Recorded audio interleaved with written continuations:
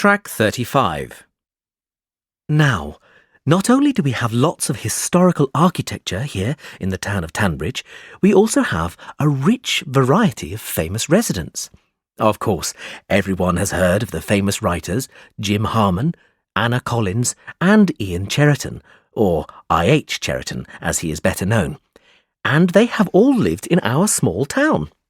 In fact, Anna Collins, the celebrated romance novelist, spent all her life in this town. She lived by the town square, where there is a plaque to commemorate her.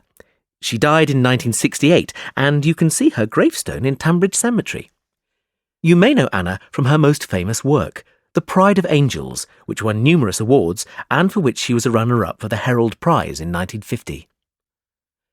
James Harman also lived here between 1975 and 1990.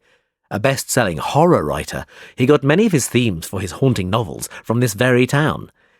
He passed away a year after leaving Tanbridge, and although he isn't buried in the town, we do have a statue of him on the roundabout as you enter the town.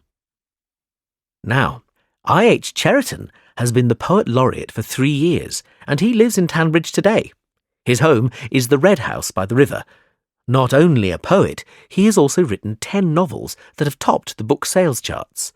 He always does a lot of work for local charities and is quite a gem in this town.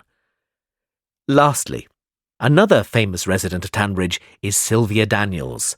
She grew up in Tanbridge and went to the local comprehensive here.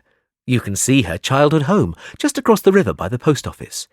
Now, I am sure you all know her for her latest film, Planet Dust, which has just reached #1 at the cinema box office.